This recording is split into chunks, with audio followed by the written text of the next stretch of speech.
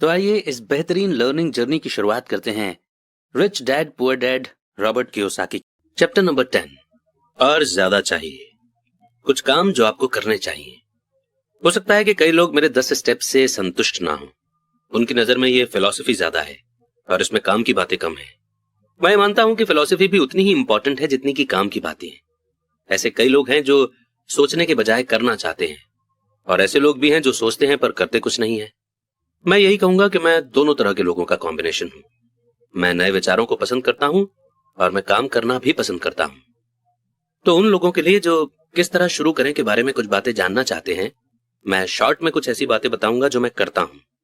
आप जो कर रहे हैं वो करना बंद कर दें। दूसरे शब्दों में, छुट्टी लें और ये असेस करें कि कौन सी चीज काम आ रही है और कौन सी चीज काम नहीं आ रही है। पागलपन की डेफिनेशन यही है कि आप वही चीज करते चले जाएं और अलग रिजल्ट की उम्मीद करें।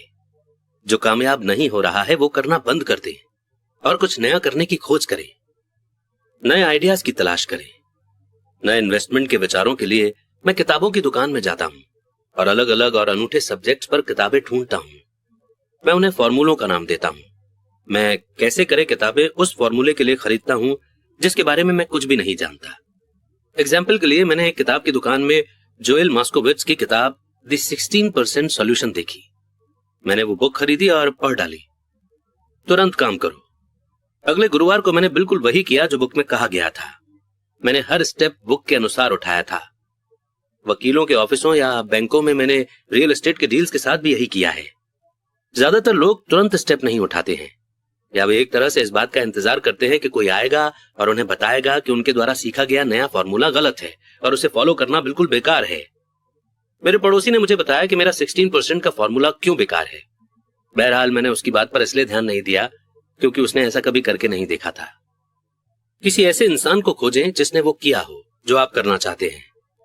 उन्हें लंच पर ले जाएं, उनसे टिप्स लें, बिजनेस की बारीकियां समझें। अपने 16% के सर्टिफिकेट्स के लिए मैं काउंटी टैक्स ऑफिस गया और मैंने वहां पर काम करने वाली गवर्नमेंट एम्प्लॉय को खोजा। मैंने पाया कि वो भी इनमें इन्वेस्ट करती है। तुरंत ही मैंने उसे लंच पर इनवाइट किया। उसने एक्साइटेड होकर मुझे समझा दिया कि इसे कैसे करना है और उसने अपना पूरा ज्ञान मेरे सामने परोस दिया। लंच के बाद उसने पूरे दिन मुझे वे जगह दिखाई जहां मैं इस तरह की डील कर सकता था। अगले दिन तक मैंने उसकी मदद से 2 बड़ी प्रॉपर्टी को पा लिया था और मैं तब से उन पर 16% के रेट से इंटरेस्ट कमा रहा हूं। मुझे बुक पढ़ने में 1 दिन लगा, स्टेप उठाने में 1 दिन लगा, लंच में 1 घंटा लगा और 2 बड़े डील्स करने में सिर्फ 1 दिन लगा। क्लासेस में हिस्सा लें और कोर्सेज खरीदें। मैं न्यूज़पेपर में नई और इंटरेस्टिंग क्लासेस की खबर खोजता रहता हूं। इनमें से कई तो मुफ्त होती हैं या उनकी फीस भी बहुत कम होती है। मैं जो सीखना चाहता हूं उस टॉपिक पर मैं महंगे सेमिनार्स में भी जाता हूं। मैं इसलिए अमीर हूं और मुझे इसलिए जॉब करने की कतई जरूरत नहीं है क्योंकि मैंने इस तरह के कोर्सेज में हिस्सा लिया है। मेरे कुछ दोस्त हैं जो मुझे ये बताया करते हैं कि इस तरह के प्रोग्राम में हिस्सा लेकर मैं अपना समय और पैसा दोनों बर्बाद कर रहा हूं। वे आज भी वही काम कर रहे हैं। हमेशा ऑफर देते रहें। जब भी मैं कोई रियल एस्टेट की प्रॉपर्टी चाहता हूं तो मैं कई प्रॉपर्टीज देखता हूं और आमतौर पर एक ऑफर लिख देता हूं। अगर आप नहीं जानते कि सही ऑफर क्या होना चाहिए तो ये मैं भी नहीं जानता। ये तो रियल एस्टेट एजेंट का काम है। वे ऑफर बना देते हैं, मैं कम से कम काम करता हूं। मेरी एक दोस्त चाहती थी कि मैं उसे अपार्टमेंट हाउस खरीदना सिखाऊं। एक शनिवार को वो, उसका एजेंट और मैं गए और हमने 6 अपार्टमेंट हाउस देखे। 4 तो घटिया थे पर 2 अच्छे थे। मैंने उसे कहा कि वो सभी 6 पर ऑफर लिखे और मालिकों द्वारा मांगी गई कीमत से आधी का ऑफर दे। ये सुनते ही उसे और उसके एजेंट को दिल का दौरा पड़ते पड़ते बचा। उनके हिसाब से ये बदतमीजी होती और इससे मकान मालिकों को बुरा लग सकता था, पर मैं असल में नहीं सोचता कि एजेंट इतना हार्डवर्क करना चाहता था। इसलिए उन्होंने कुछ नहीं किया और वे एक बेहतर सौदे की तलाश में चले गए। उन्होंने कभी कोई ऑफर नहीं दिया और वो आज भी सही कीमत पर सही डील के लिए भटक रही है। आप नहीं जानते कि सही कीमत क्या है जब तक कि सौदा करने के लिए आपके सामने दूसरी पार्टी न हो। ज्यादातर बेचने वाले बहुत ज्यादा कीमत मांगते हैं। ये बहुत कम ही होता है कि कोई बेचने वाला असल में ऐसी कीमत मांगे जो रियल वैल्यू से कम हो। इस कहानी से हमें यह सीख मिलती है कि हमें ऑफर देना चाहिए। जो लोग इन्वेस्टर नहीं होते उन्हें समझ नहीं होती कि कोई चीज बेचना कितना मुश्किल होता है। मेरे पास एक रियल एस्टेट की प्रॉपर्टी थी जिसे मैं महीनों से बेचना चाहता था। मैंने किसी भी चीज का स्वागत किया होता, मुझे इस बात से कोई फर्क नहीं पड़ता कि कीमत कितनी कम थी। अगर मुझे 10 जानवरों का भी ऑफर किया होता तो मैं खुश हो गया होता। ऑफर की कीमत से नहीं, बल्कि इस बात से कि कोई तो मेरी प्रॉपर्टी में रुचि रखता है। इसके जवाब में मैं पूरे के पूरे जानवर के फार्म को हासिल करने की कोशिश करता। तो ये खेल इस तरह से खेला जाता है। खरीदने और बेचने का यह खेल बड़ा मजेदार होता है।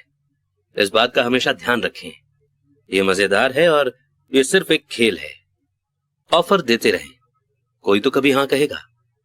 और मैं हमेशा अपने ऑफर के बचाव के लिए एक लाइन डाल देता हूं। रियल एस्टेट में मैं हमेशा अपने ऑफर में लिखता हूं कि बिजनेस पार्टनर की सहमति के बाद ही यह समझौता फाइनल माना जाएगा। मैं ये कभी नहीं बताता कि मेरा बिजनेस पार्टनर कौन है। ज्यादातर लोग ये नहीं जानते कि मेरी बिजनेस पार्टनर मेरी बिल्ली है। अगर वे ऑफर को मान लेते हैं और मैं सौदा नहीं करना चाहता तो मैं घर फोन लगाता हूं और अपनी बिल्ली से बात कर लेता हूं। मैं ये अजीबोगरीब किस्सा इसलिए बता रहा हूं ताकि आप ये जान सकें कि यह खेल कितना आसान है। ज्यादातर लोग चीजों को बहुत ज्यादा कॉम्प्लेक्स बना देते हैं और उन्हें काफी गंभीरता से लेते हैं। एक अच्छा सौदा खोजना या सही बिजनेस ढूंढना, सही लोग या सही इन्वेस्टर ढूंढना दरअसल डेटिंग की तरह ही है। आपको मार्केट में जाना होता है और बहुत से लोगों से बात करनी होती है और बहुत से ऑफर देने होते हैं। कई ऑफरों का जवाब देना होता है, चर्चा करनी होती है, एक्सेप्ट या रिजेक्ट करना होता है। मैं जानता हूं कि ऐसे भी कई अकेले लोग होते हैं जो घर पर बैठकर फोन की घंटी बजने का इंतजार करते रहते हैं।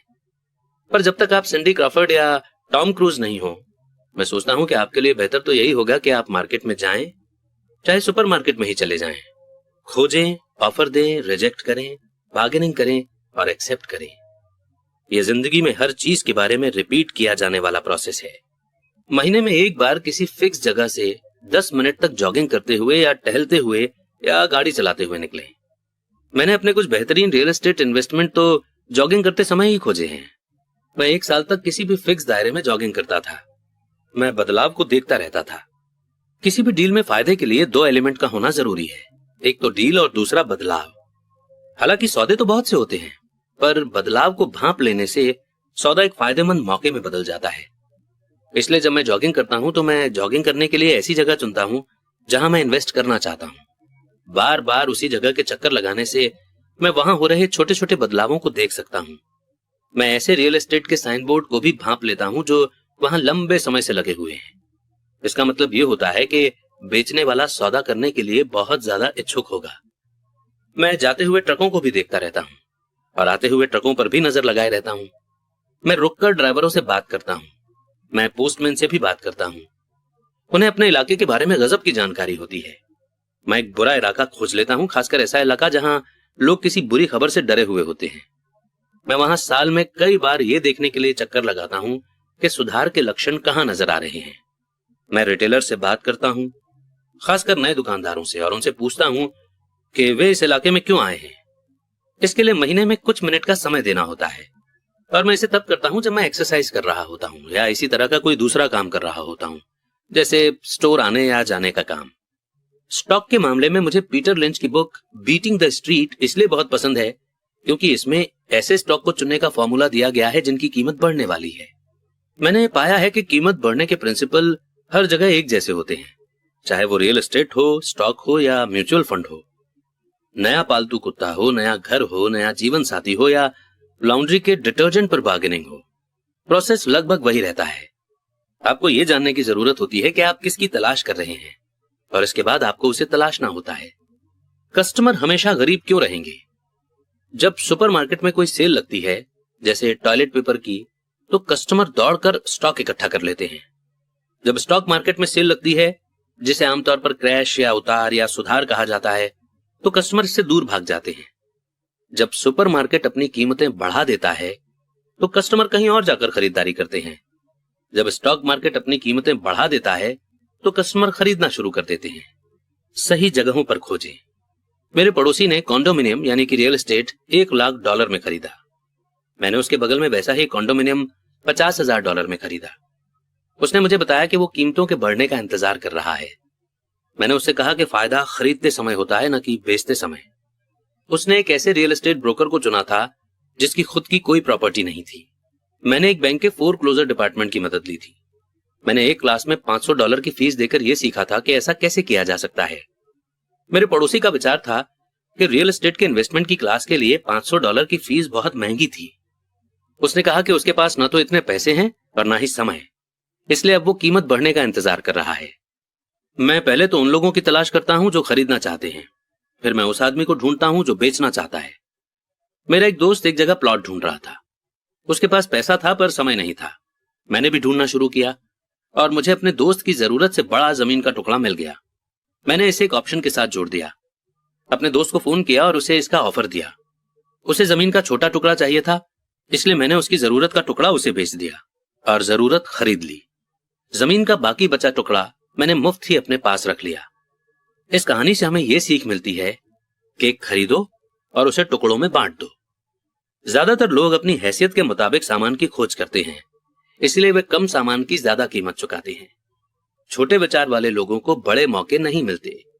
इसलिए अगर आप ज्यादा अमीर बनना चाहते हैं तो पहले बड़े विचारों को सोचना शुरू करें। दुकानदार ज्यादा सामान खरीदने वालों को डिस्काउंट देते हैं और वे ऐसा इसलिए करते हैं क्योंकि ज्यादातर बिजनेसमैन ज्यादा खर्च करने वाले लोगों को पसंद करते हैं। अगर आप भी कम खर्च करते हो तो भी आपको हमेशा बड़े विचारों को ही सोचना चाहिए।